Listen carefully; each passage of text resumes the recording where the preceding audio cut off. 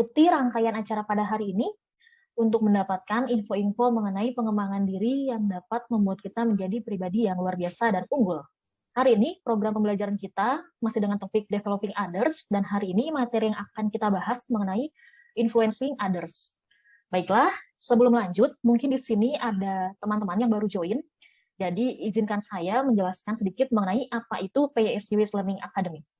PSU Learning Academy adalah inisiasi gerakan bertujuan untuk meningkatkan kualitas individu dalam segi pengembangan diri melalui berbagai kegiatan training yang berbiaya sesuai kemampuan para pesertanya.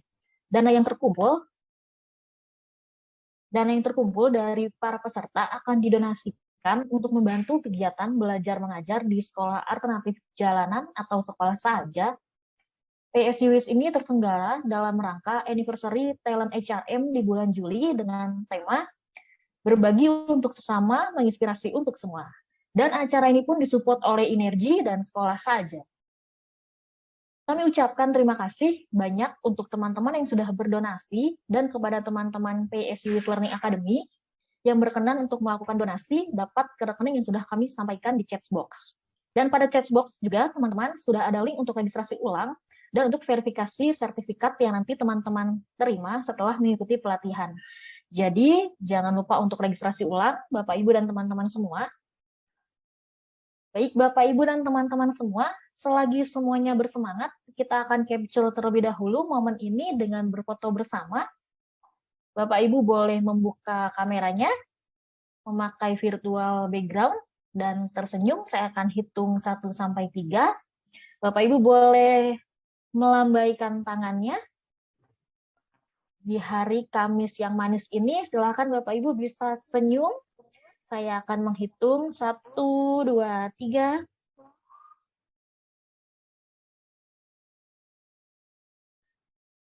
Baik, kita akan berfoto sekali lagi.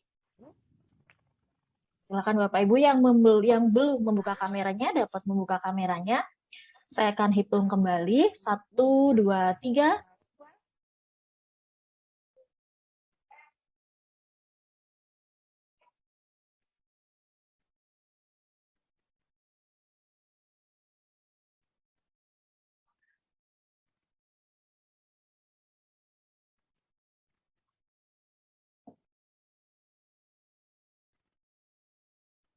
Sebelum kita masuk ke materi dari fasilitator, kami akan memperkenalkan fasilitator kita terlebih dahulu. Hari ini fasilitator kita adalah Ibu Mia Dharma. Ibu Mia Dharma merupakan co-founder dan master by First Impressive Presence. Dan langsung saja kita akan sapa. Halo Bu Mia, bagaimana kabarnya? Sore Bu Yona, Pak. Baik, terima kasih. Hari ini Bu Mia akan membawakan materi mengenai influencing others ya Bu ya. Betul.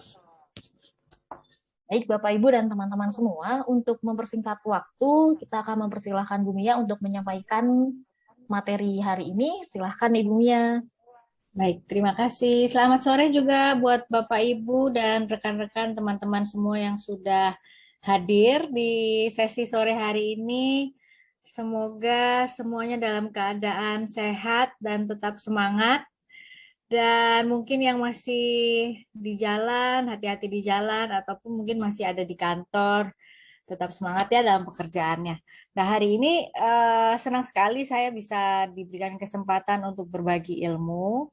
Mungkin nggak terlalu banyak karena memang waktunya juga ini cukup singkat, tetapi saya tetap berharap bahwa apa yang saya akan bagikan dan mungkin Bapak Ibu dan rekan-rekan semua yang akan dengar di sore hari ini bisa bermanfaat dan bisa diaplikasikan dalam dunia pekerjaan ataupun dalam dunia berorganisasi dan bahkan dalam kehidupan sehari-hari.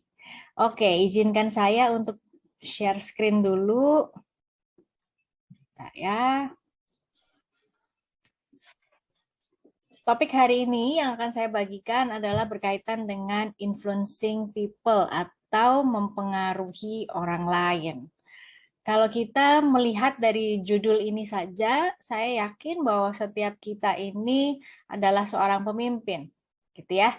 Karena kenapa? Kalau kalau dibilang saya ini seorang pemimpin, kan saya hanya ibu rumah tangga, kan saya hanya pegawai atau karyawan biasa dan lain sebagainya. Karena kita ini walaupun sebagai posisi ibu rumah tangga, karyawan biasa, supervisor, manajer, dan lain sebagainya, kita adalah seorang pemimpin, yaitu minimal adalah memimpin diri sendiri. Dan yang pasti, kalau seorang ibu rumah tangga, pasti anak-anaknya adalah individu yang harus dipimpin, gitu ya, dan mungkin anggota-anggota keluarga yang lain. Oleh sebab itu, influencing people atau kemampuan kita untuk mempengaruhi orang lain adalah tidak lepas dari kemampuan seorang pemimpin atau erat kaitannya dengan kepemimpinan.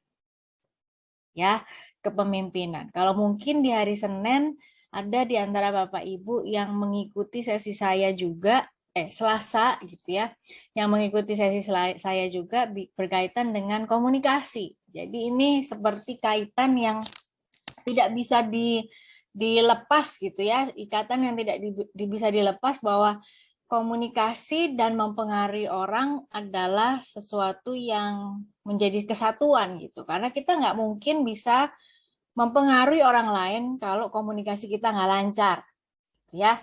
Jadi kemampuan mempengaruhi orang lain adalah salah satu ciri-ciri yang harus dimiliki oleh seorang leader atau seorang pemimpin.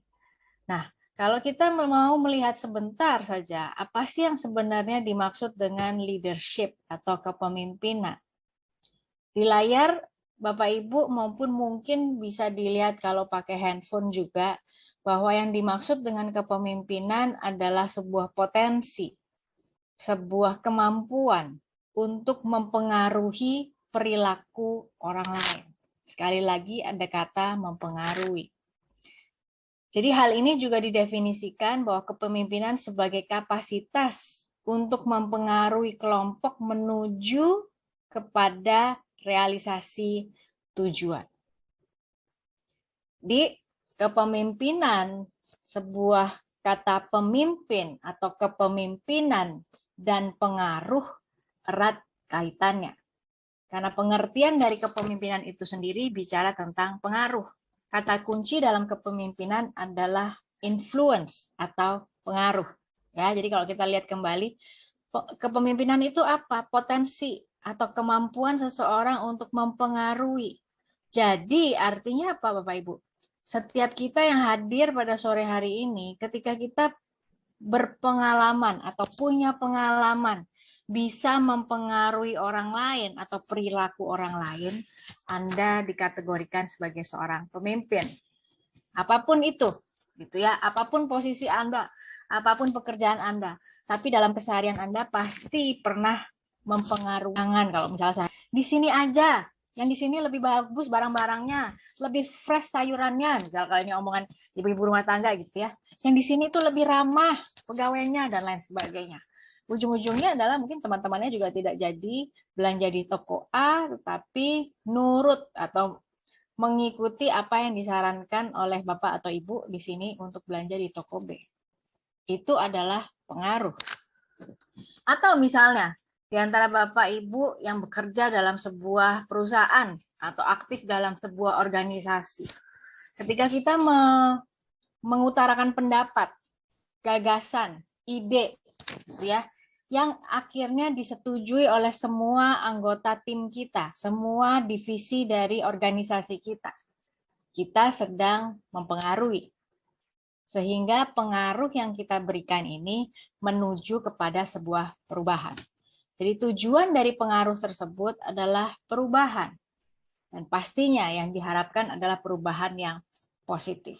Jadi siapa saja yang hadir di sini pernah punya pengalaman berhasil mempengaruhi orang lain dan mempengaruhi orang lain untuk menuju kepada perubahan yang positif, Anda dikategorikan sebagai seorang pemimpin.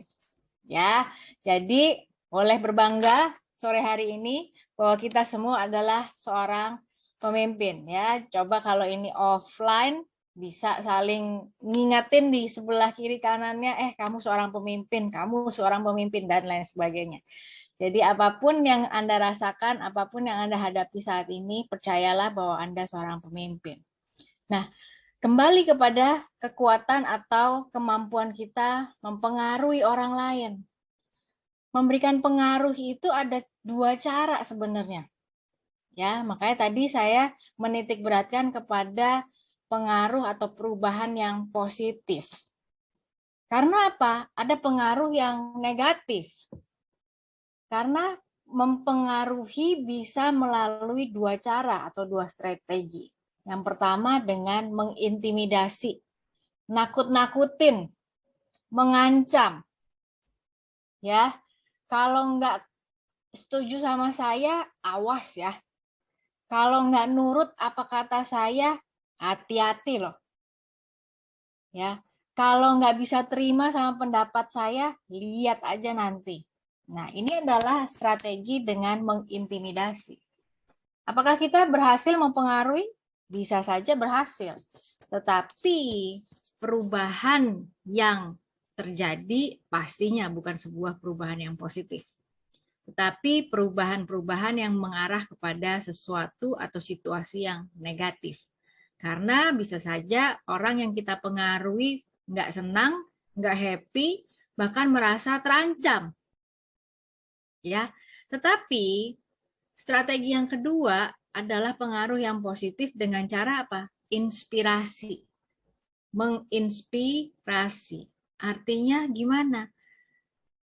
Semaksimal mungkin adalah apa yang kita katakan, apa yang kita lakukan bisa membuka pikiran orang-orang di sekitar kita menjadi lebih baik.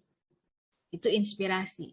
Mungkin setiap kita pasti kenal ya dengan istilah, wah dia itu sosok yang inspirasional sekali.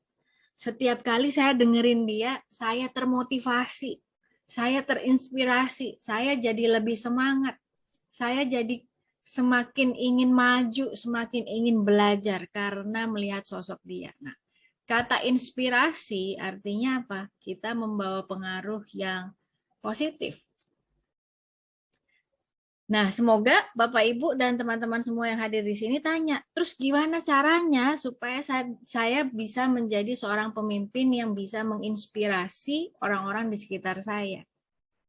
Ya, caranya ada beberapa hal yang kita harus lakukan pastinya. Ada PR yang memang harus kita kerjakan. Mungkin sebelum kita masuk ke sini, ya, saya mau kasih contoh lagi kembali kepada dua strategi ini ya. Ini yang sebenarnya akan membedakan antara seorang pemimpin atau leader dalam bahasa Inggrisnya yang membedakan dengan seorang bos atau atasan. Pemimpin dan bos.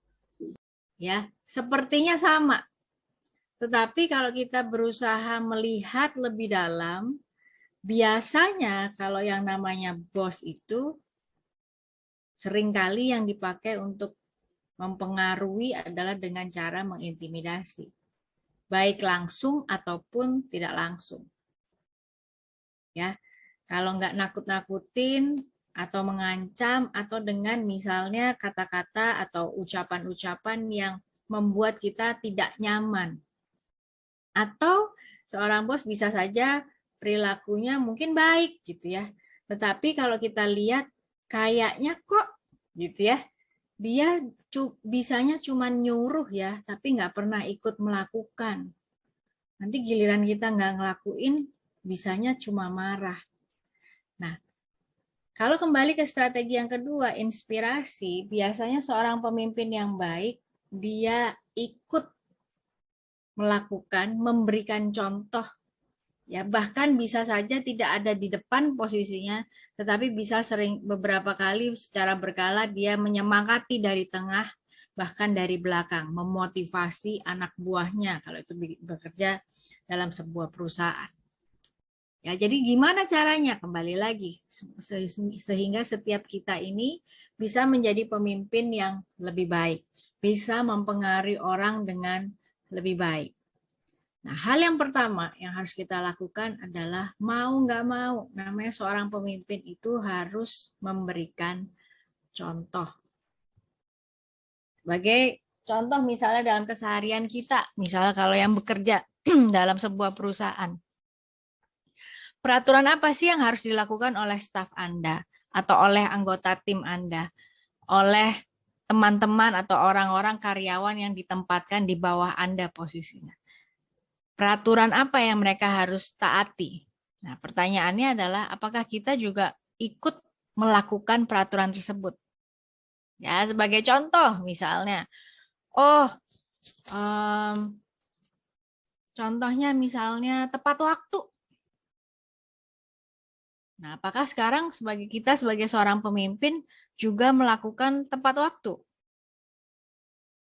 Nggak boleh terlambat kalau karyawan saya, nggak boleh terlambat kalau staf saya. Kalau dia kan junior levelnya, nggak boleh dong terlambat. Kalau saya, boleh karena saya atasannya.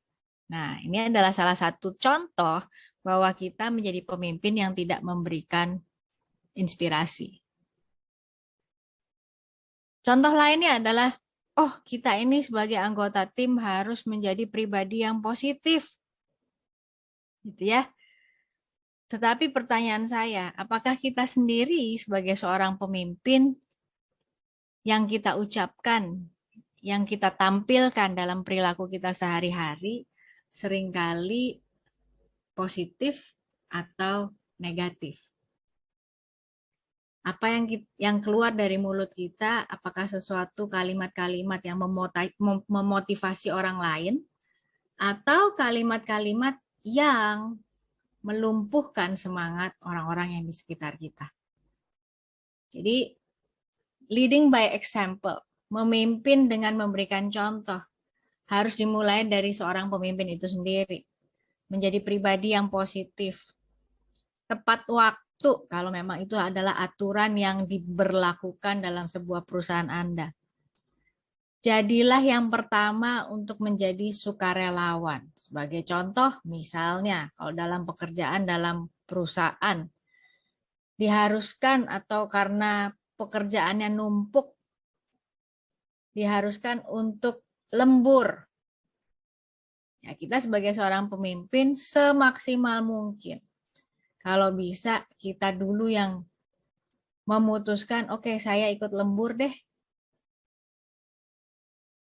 Nah, sikap-sikap yang seperti ini yang akan menginspirasi orang-orang di sekitarnya atau orang-orang di sekitar kita.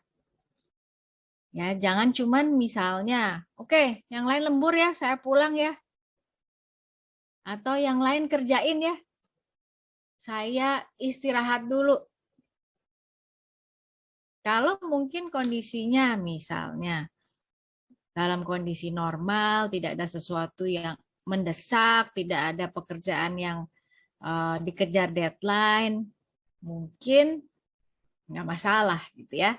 Tetapi biasanya karakteristik atau karakter yang sebenarnya dari seorang pemimpin itu akan terlihat pada saat situasinya genting, pada saat situasinya lagi tegang, nggak enak, lagi ada tantangan dan lain sebagainya.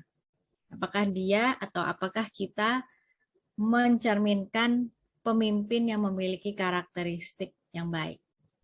Yang berikutnya, bersikaplah hormat. Ya, kita hendaknya sebagai seorang pemimpin menghormati dulu orang-orang di sekitar kita. Kita sebagai ibu, kita sebagai istri, kita sebagai anggota organisasi. Sebelum kita meminta orang lain hormat sama kita, respect sama kita, ya kita harus memulai dulu. Bersikap menghormati, menghargai, bahkan seorang pemimpin yang baik adalah menjadi supporter yang baik. Ya, dia happy kalau timnya menjadi orang yang lebih baik. Dia malah menyemangati anggota timnya untuk menjadi atau memiliki performance ya menjadi yang lebih baik. Dia nggak merasa terancam karena seorang pemimpin yang baik adalah dia support, dia mendukung. Kalau bisa bahkan melebihi kemampuan yang dia miliki. Nah, itu contohnya seorang pemimpin yang baik. Hal yang pertama yang harus dilakukan adalah memberikan contoh. Yang kedua, seorang pemimpin adalah orang yang memiliki kecerdasan emosional. Artinya apa? Ya, tidak hanya sekedar cerdas secara intelektual atau kepandaian saja atau akademis saja, tetapi dibutuhkan kecerdasan yang lain, yaitu emosional. Artinya, kecerdasan secara emosional adalah kemampuan individu untuk bisa mengidentifikasi atau bisa melihat nih, bisa mengevaluasi, bahkan bisa mengendalikan dan mengekspresikan emosi. Jadi ketika situasinya nggak menyenangkan, walaupun dia pengen marah, dia akan marah yang sesuai dengan porsinya. Jadi nggak apa ya, nggak di luar batas gitu ibaratnya ya. Atau misalnya dia harus menegur anak buahnya atau timnya gitu ya. Dia tahu nih emosinya nggak boleh negatif. Nah, ini contoh-contoh dari kecerdasan emosional. 4 hal yang mencerminkan atau 4 hal kompetensi atau hal-hal yang harus dikuasai ketika seseorang memiliki kecerdasan emosi yang baik, yaitu dia sadar akan dirinya, memiliki kesadaran siapa dirinya, memiliki kesadaran tentang apa yang dia bisa dan apa yang dia mampu serta apa yang dia tidak mampu. Self-awareness bicara mengenai dia sadar dia bukan orang yang sempurna. Dia sadar bahwa ada hal-hal yang dia bisa lakukan, ada hal-hal yang tidak bisa dia lakukan.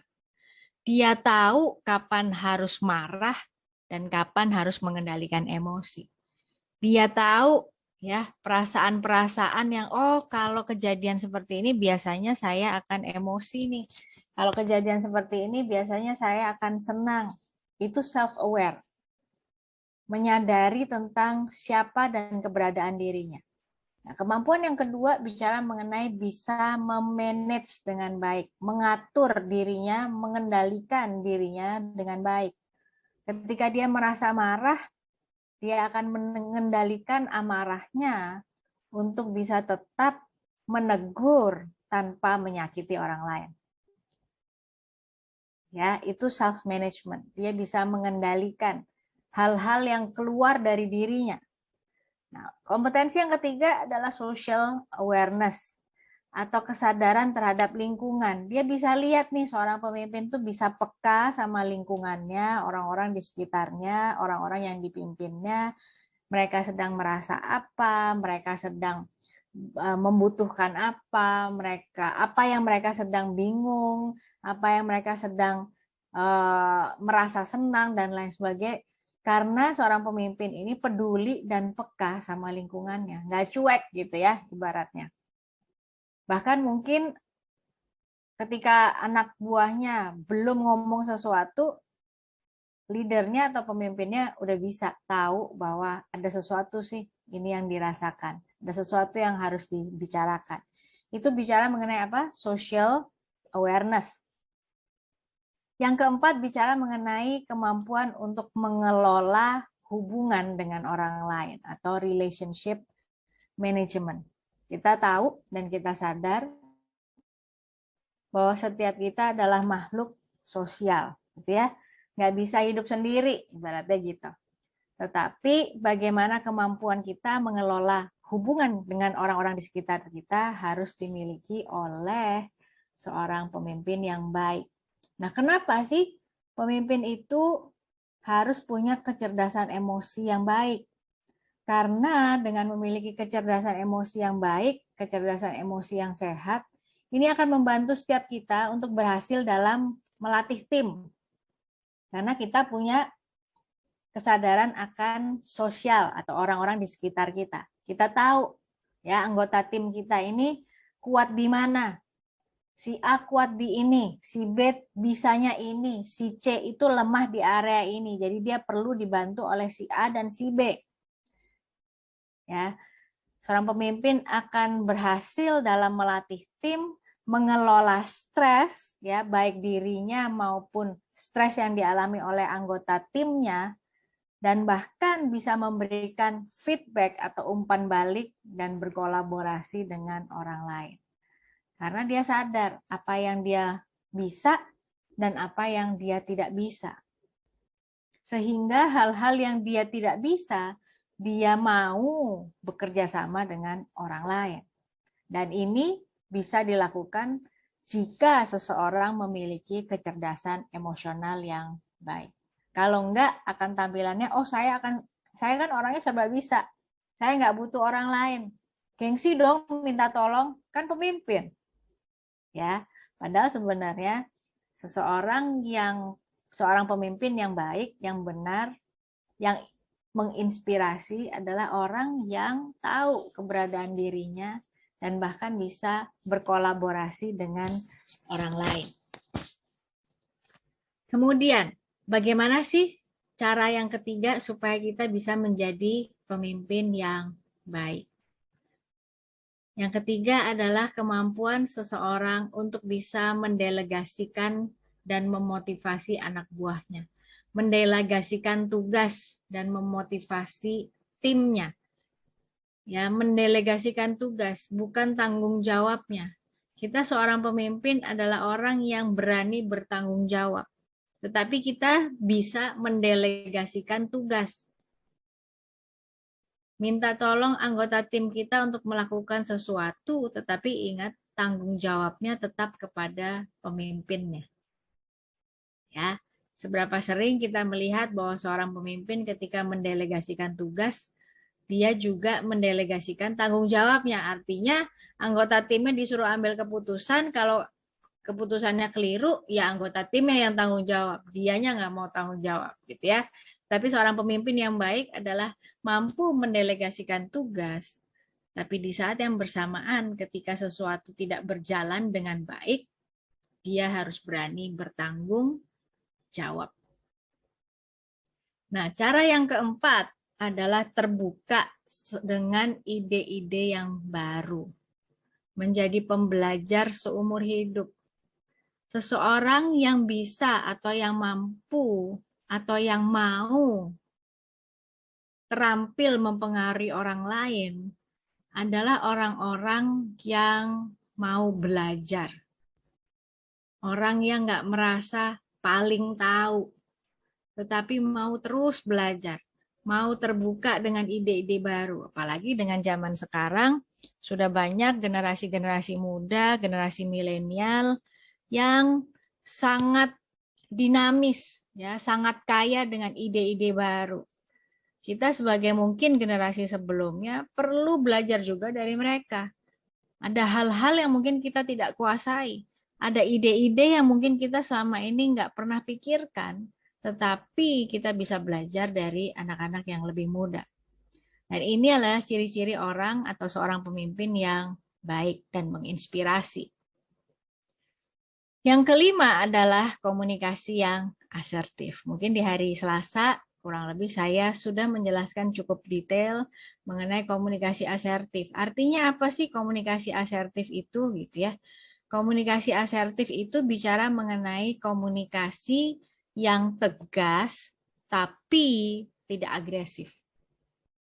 Artinya dia tahu apa yang dia harus katakan tanpa bersikap menyerang.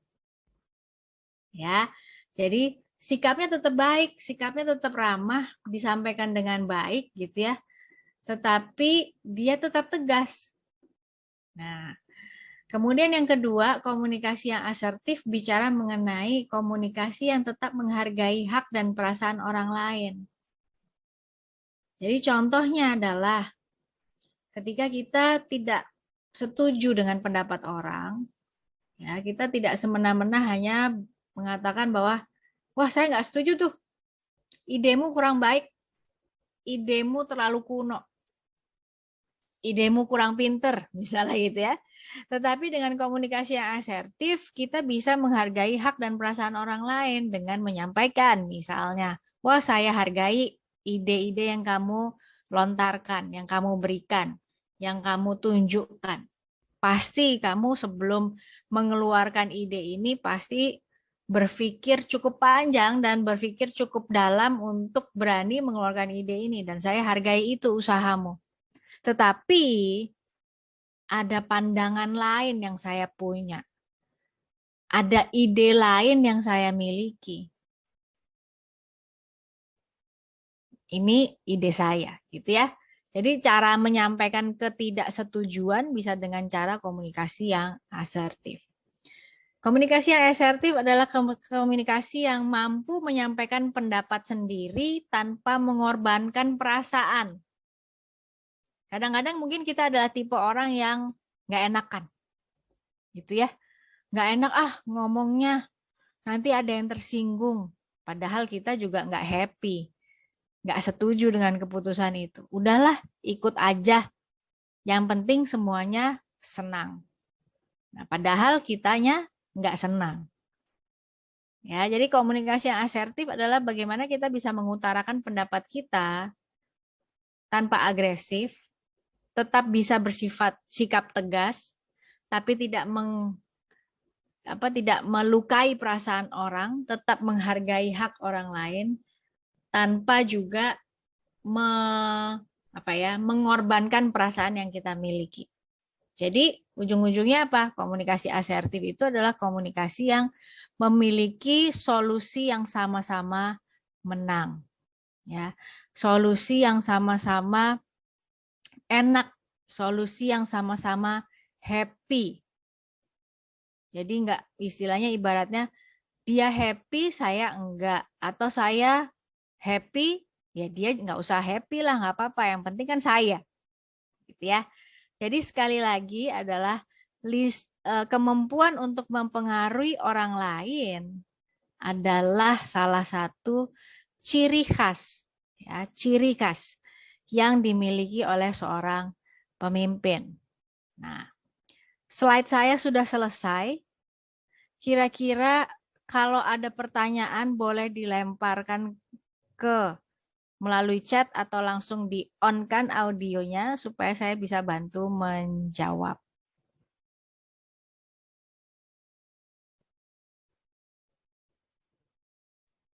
Baik, Bapak Ibu, bagi yang ingin bertanya, boleh langsung di-unmute untuk mic-nya atau bisa langsung di chat box kami.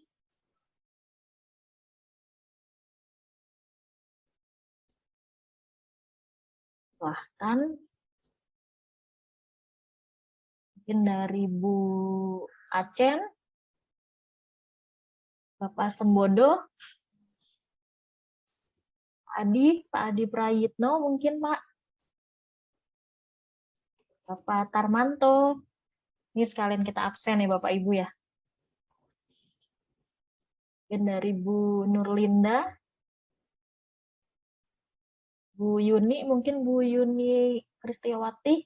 Atau Pak Aris nih, Pak Aris Harsono.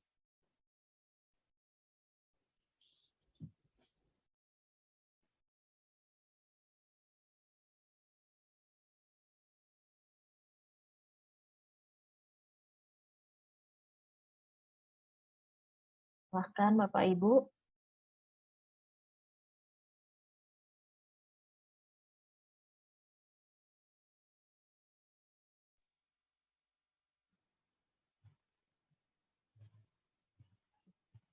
Bapak Sarju.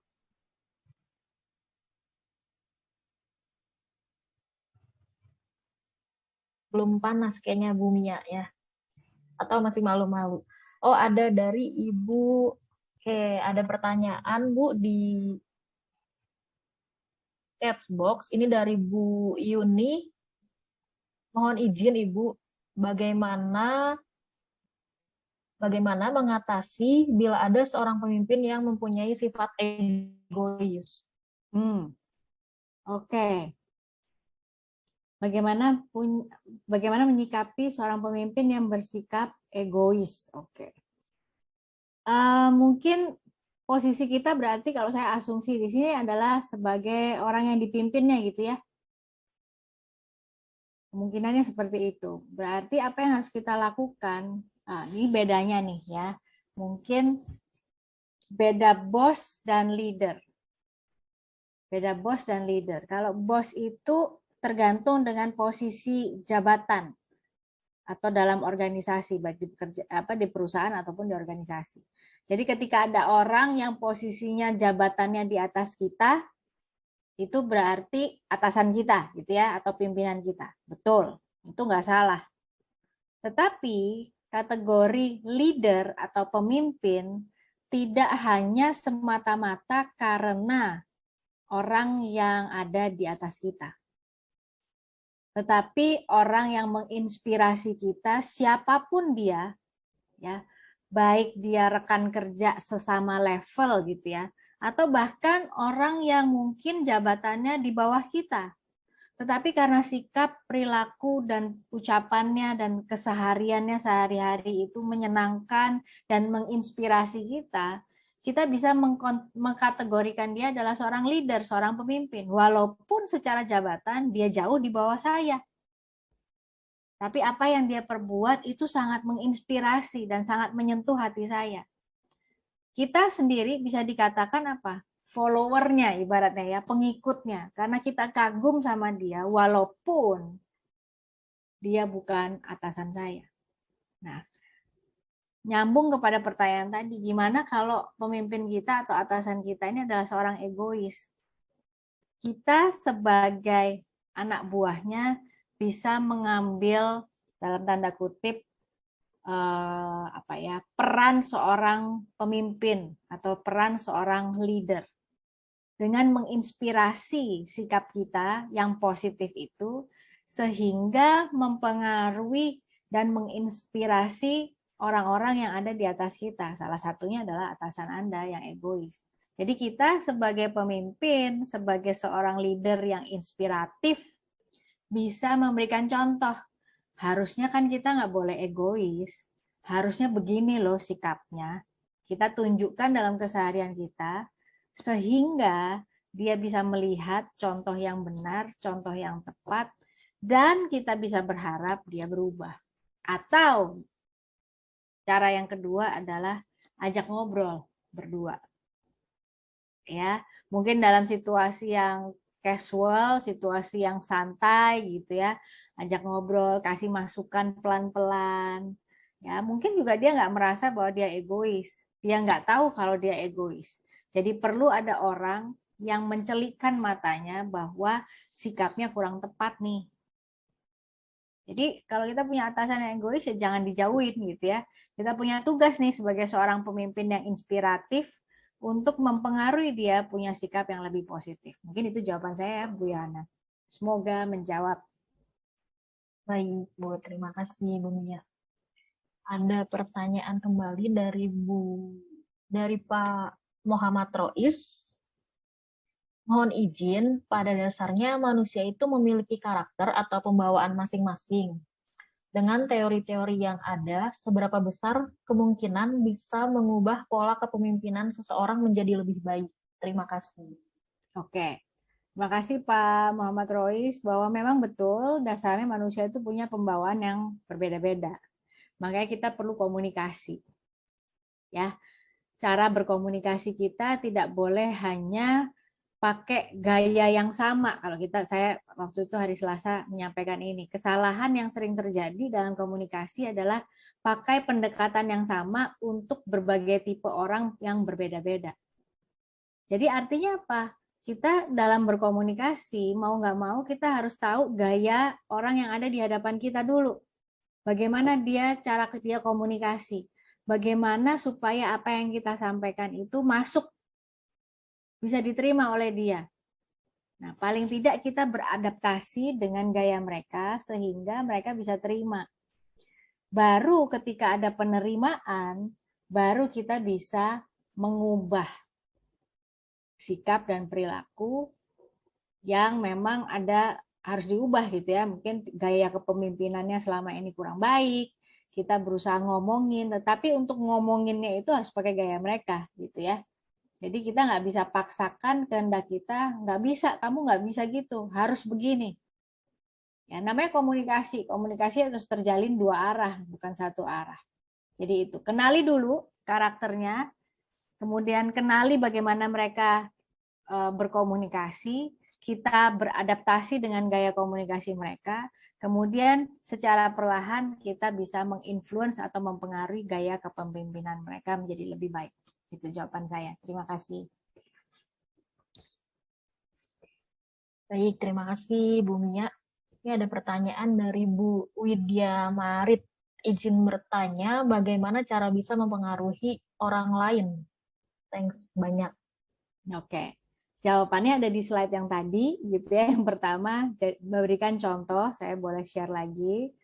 Ya, beri contoh kepada orang-orang di sekitar kita, kemudian jadilah contoh. Jadi apa yang kita mau mereka lakukan, ya kita melakukannya dulu. Ya, apapun itu misalnya. Sorry, bentar ya. Menjadi contoh, memimpin dengan memberi contoh. Kasih contoh apa yang kita mau mereka lakukan, kita lakukan dulu. Ibaratnya begitu. Baru yang kedua adalah bagaimana supaya kita bisa mempengaruhi, miliki juga kecerdasan emosional. Artinya apa? Ya kita juga harus cerdas secara emosi, kita juga nggak gampang marah, kita nggak gampang juga baper, ya kita nggak sensitif, tapi kita juga bisa mengelola emosi kita dengan sehat, dengan baik, sehingga kita bisa dengan lebih mudah memahami perasaan orang-orang yang kita pimpin, atau orang-orang yang ada di sekitar kita. Ketika kita bisa mengelola perasaan kita, perasaan orang lain, memahami perasaan sendiri, memahami perasaan orang lain, bisa menjalin hubungan dengan baik ya, dengan sesama, kita bisa bekerja sama. Nah, itu yang namanya kecerdasan emosi. Dan yang ketiga, mampu mendelegasi dan memotivasi. Dan yang keempat adalah terbuka dengan ide baru, belajar terus. Dan yang kelima, miliki komunikasi yang asertif. Dengan 5 tahapan ini, saya berharap kita bisa mempengaruhi orang lain dengan sikap dan perilaku kita.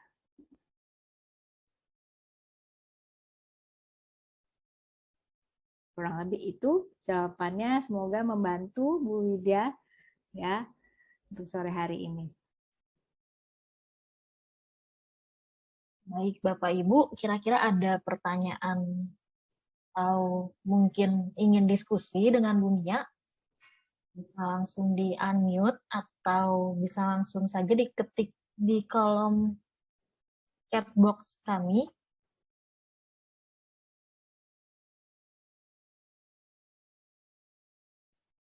Ibu Rena, mungkin Ibu Priska, atau ini bagian pemerintahan, Dinas PK Bu Acen,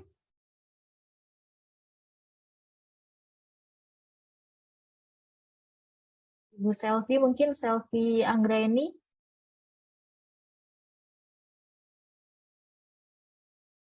ada Ibu Nanda Nugraheni, Ibu Martina, atau Ibu Feni,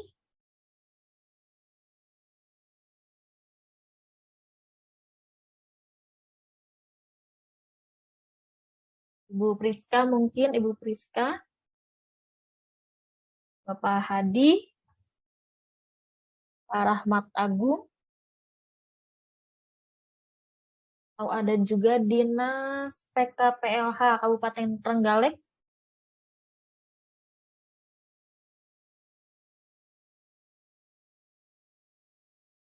atau Bapak Iqbal, Pak Zainul Arifin.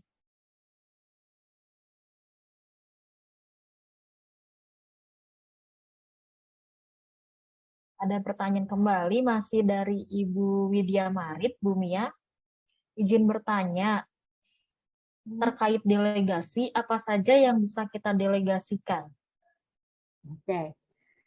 Kalau boleh tahu kesibukannya Bu Widya apa ya? Boleh tahu supaya saya bisa memberikan contoh yang lebih konkret gitu. Mungkin Bu Widya boleh open mic-nya dahulu, Bu Widya.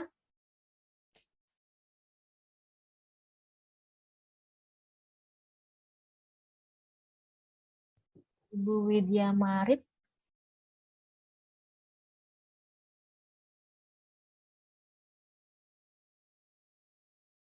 Oke, tidak bisa open mic, baik. Yang mungkin yang saya bisa kasih contoh adalah mendelegasikan tugas. Jadi apa aja yang kita pikir orang lain sebenarnya bisa lakukan dan bisa mulai lakukan, kita ajarin mereka untuk melakukan hal tersebut. Ya, misalnya kalau dalam sebuah perusahaan, contohnya kalau di bagian apa, misalnya di bagian sales, di bagian penjualan gitu ya. Biasanya mungkin kita yang selalu jualan, kita yang selalu presentasi gitu. Sekarang kita kasih mereka kesempatan untuk atau kita mendelegasikan tugas, sekarang giliran kamu nih yang presentasi. Ya, tetapi kita ada di sampingnya untuk sebagai support. Ingat, seorang pemimpin itu mendelegasikan tugas bukan tanggung jawab. Jadi kita yang kasih dia atau kita memberikan tugasnya, tetapi tanggung jawab tetap kita pegang. Kalau misalnya di tengah-tengah terus dia mungkin panik, dia gugup, nggak bisa lancar jualannya, nah kita yang akan ambil alih. Itu contohnya ya, delegasi tugas. Sehingga dengan apa yang kita lakukan, ya ujung-ujungnya adalah kita ini sedang menginspirasi orang tersebut untuk menjadi seorang pemimpin yang baik. Bahwa ini loh, pemimpin yang baik ini, atau kita memberikan pengaruh gitu ya, memberikan pengaruh yang positif. Sebagai seorang senior, ini loh yang saya lakukan supaya kamu berkembang. Nah itu contohnya. Semoga menjawab ya Bu Widya.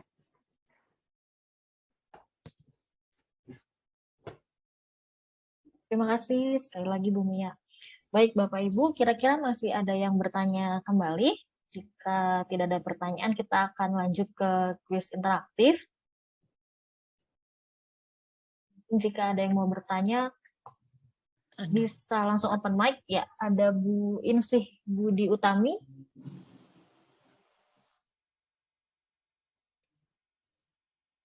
Mau bertanya kah Bu Insih?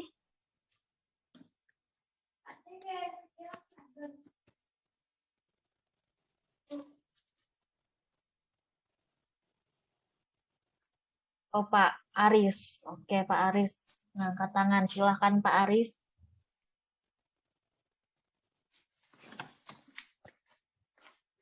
Suaranya belum terdengar Pak Aris.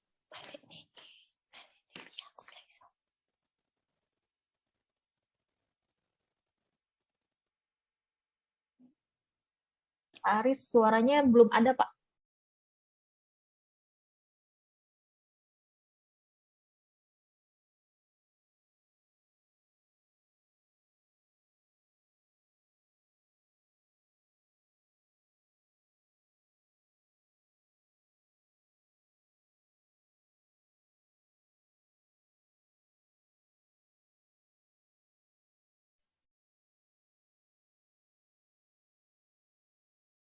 Pak Aris, suaranya belum terdengar Pak.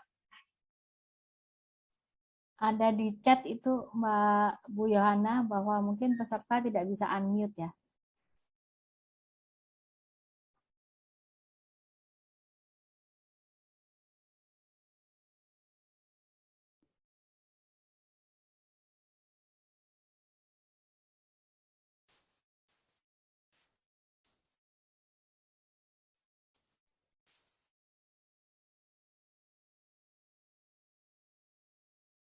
Mungkin coba bisa diulang mute unmute lagi Pak Aris.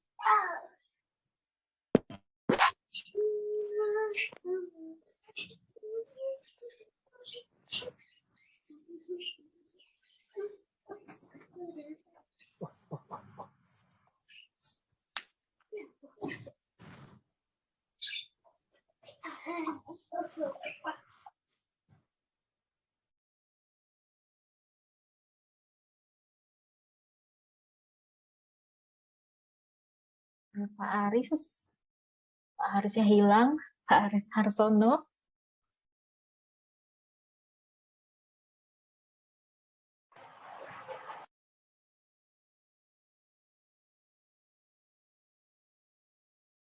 Baik, sambil menunggu pertanyaan dari Pak Aris, kira-kira dari Bapak Ibu apakah ada pertanyaan?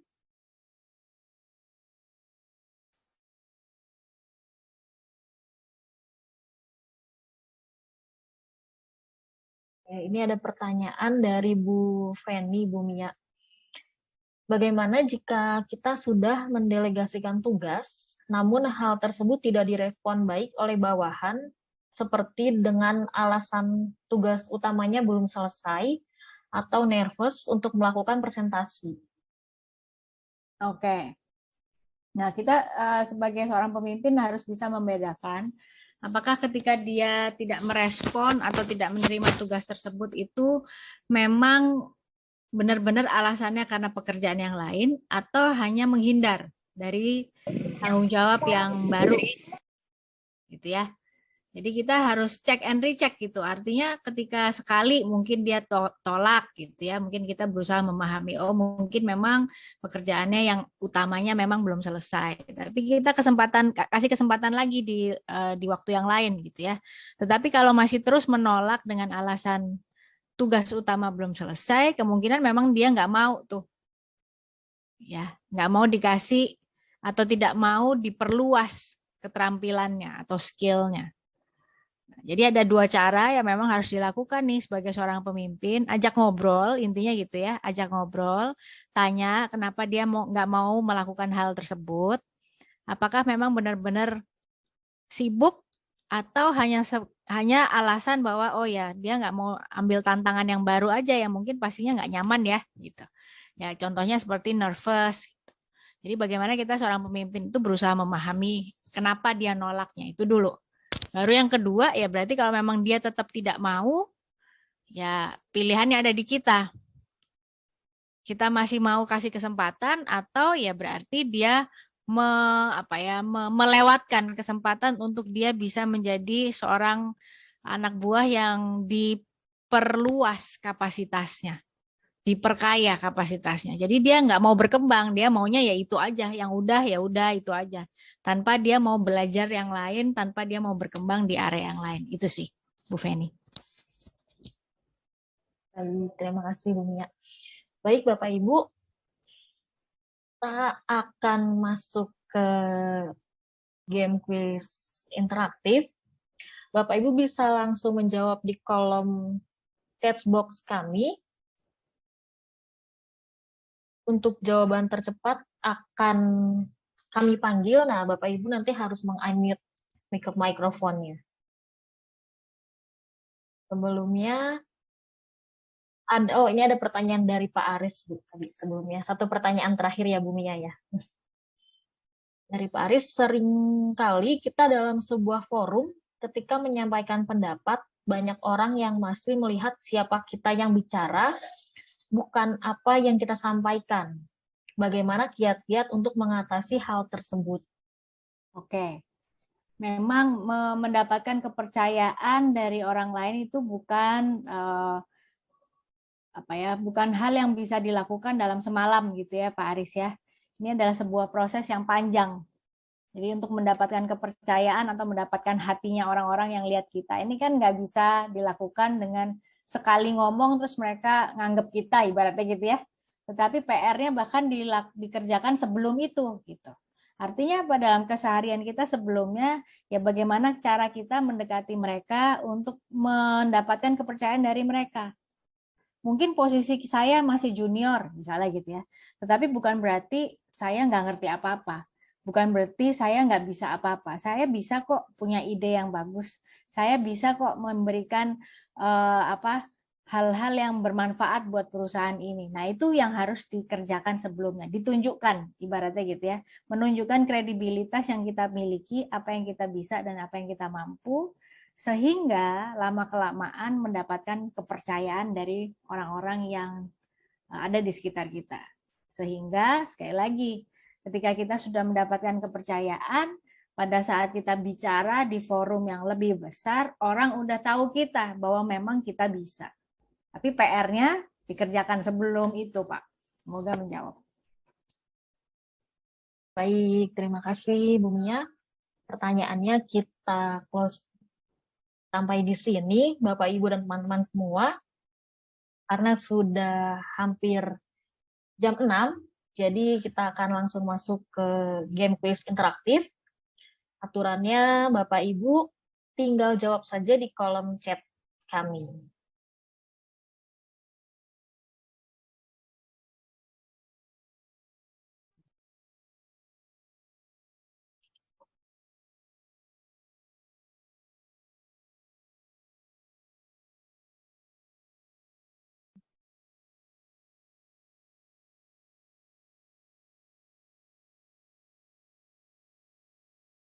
Baik Bapak Ibu, untuk yang dapat menjawab pertanyaan akan mendapatkan voucher diskon training senilai Rp1.000.000 dari Talent HRM, valid sampai di 31 Desember 2022.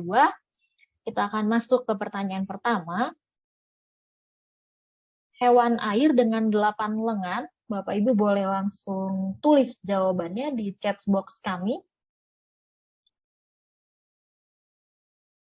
Oke, ada Bu Indri Handayani. Silahkan open mic Bu, jawabannya. Gurita. Kita lihat jawabannya. Betul, 1 poin untuk Bu Indri. Kita masuk ke pertanyaan kedua. Melengkapi peribahasa berikut. Gajah di pelupuk mata, tak tampak semut di titik-titik. Semut. Tak tampak semut di ujung. Wow. Masih belum tepat, semut di ujung. Bu Martina boleh Di tepi ditulis ujung. lagi. Semut Bapak, Ibu. di telap. Oke. Semut di depan mata. Oke, ada Bu Widya Marit. Boleh di open mic, Bu, jawabannya.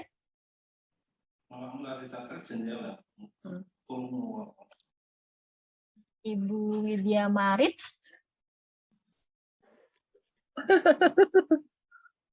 Jawabannya apa, Bu?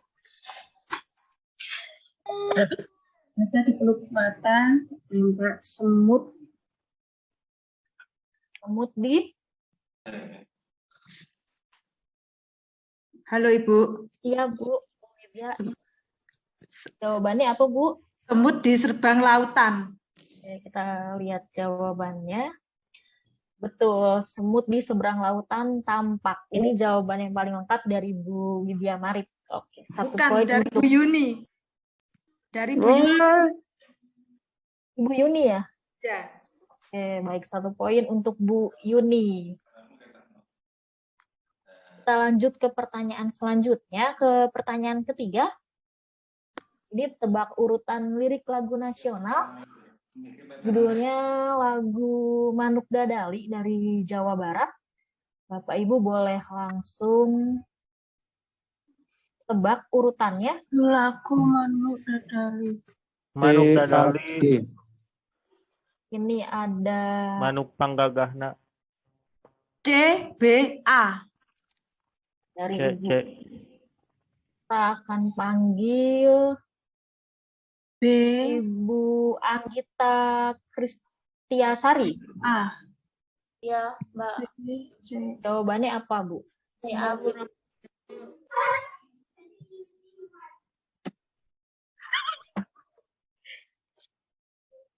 Jawaban yang benar adalah CBA. Kita lihat, ini ada Pak Endar.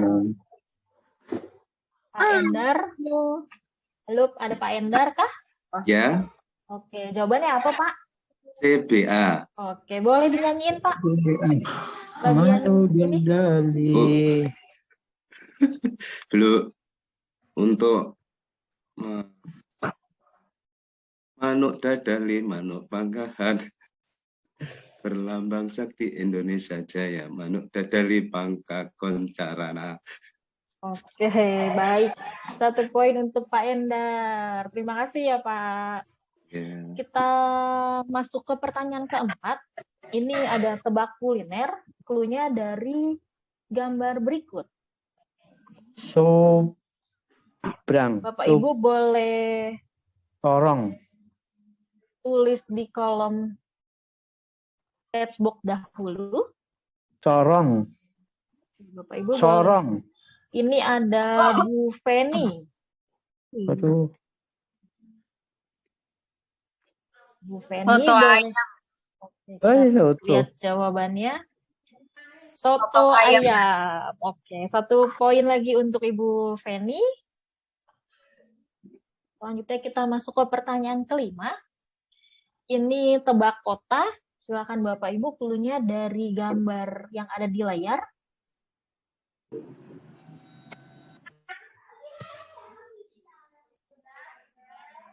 Ma- Madura.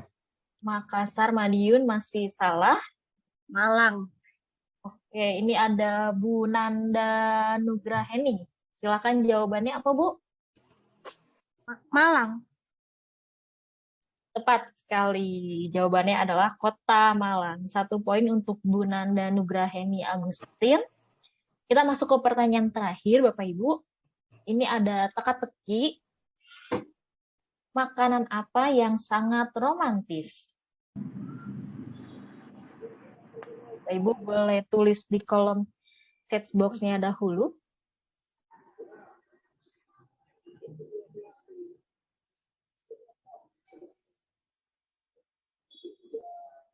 Silahkan dapat ditulis di kolom chat box kami. Arum manis masih kurang tepat. Sate masih kurang tepat. Cilok masih kurang tepat. Ayo Bapak Ibu.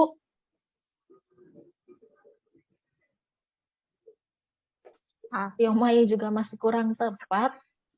Salad baik belum. Samyang sedikit lagi tapi masih belum. Sayurin kamu oke masih belum Bapak Ibu.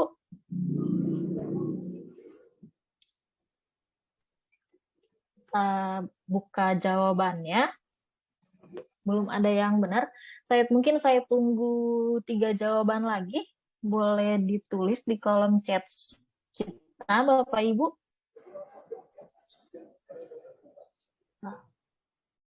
Kira-kira makanan apa yang sangat romantis?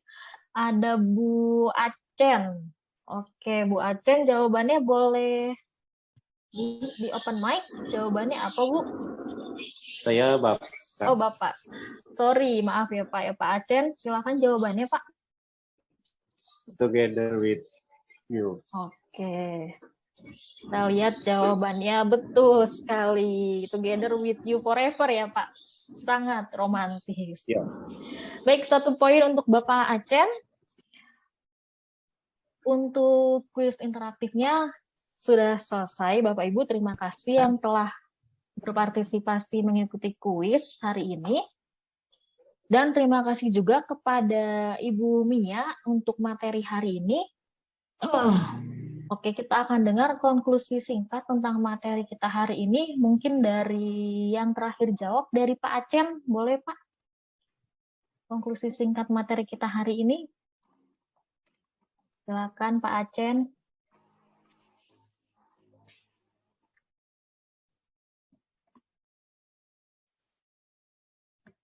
Atau dari Ibu Yuni Kristiowati.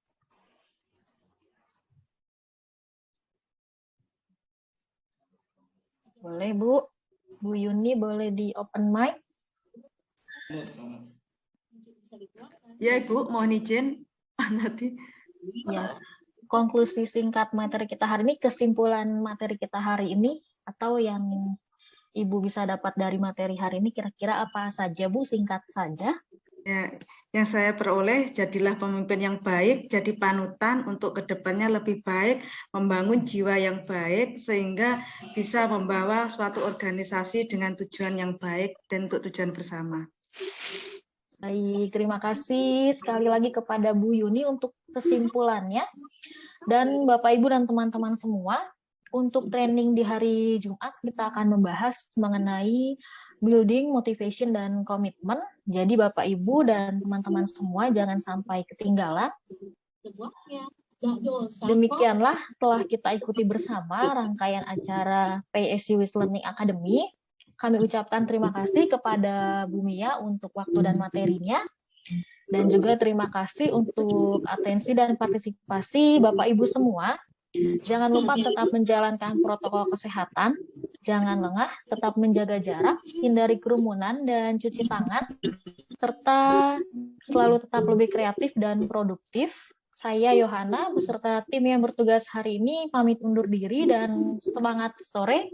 Sampai bertemu di training besok hari Bapak Ibu. Selamat malam, selamat beristirahat. Sampai jumpa dan terima kasih. Terima kasih Bu Yohana, terima kasih Bapak Ibu.